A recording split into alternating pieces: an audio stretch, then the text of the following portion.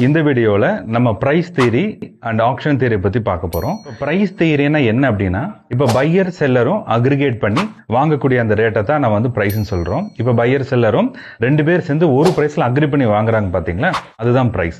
அப்போது அந்த ப்ரைஸ் வந்து எதனால் ஒரு பையர் செல்லர் வாங்குறாங்கன்னா, அந்த பர்டிகுலர் சமயத்தில் எல்லா இன்ஃபர்மேஷனும் அந்த ப்ரைஸுக்குள்ளேயே இருக்குது அப்படிங்கிறதான் நமக்கு ப்ரைஸ் தியரி. இப்போ ஃபார் எக்ஸாம்பிள், இன்னைக்கு மார்க்கெட் ஓப்பன் ஆகுது அப்படின்னா, மார்க்கெட்டில் நடந்த எல்லா ஈவெண்ட்ஸும் அந்த பிரைஸ் வந்து ஏத்துக்கிட்டு அந்த பிரைஸ்ல ட்ரேட் ஆகுது அப்படிங்கிறத கான்செப்ட். இதுதான் பிரைஸ் தியரி.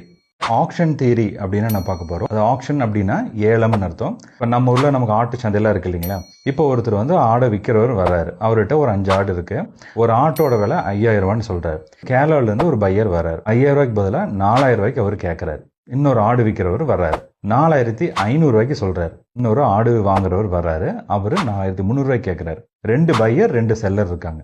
இந்த 4500ம் 4300ம் சொல்லக்கூடிய இந்த செல்லர் பையருக்கு தான் நம்ம ட்ரேட் ஆகக்கூடிய வாய்ப்பு அதிகமா இருக்கு. விலை வந்து 4500லேருந்து 4300 அப்படிங்கிற ரேட்டு தான் நமக்கு வந்து கரெக்டாக இருக்குது. அக்யூஷன் மார்க்கெட்ல நடக்குது. இதே மாதிரி தான் மார்க்கெட்லயும் நீங்க நிஃப்டி, பேங்க் நிஃப்டி எல்லாமே எடுத்தீங்கன்னா, மார்னிங் வந்து மார்க்கெட் ஓப்பன் ஆக 9:50க்கு பிஃபோரு 9:10 வரைக்கும் நமக்கு என்ன ஆகுன்னா ஒரு ஆக்ஷன் மார்க்கெட் நடக்கும்.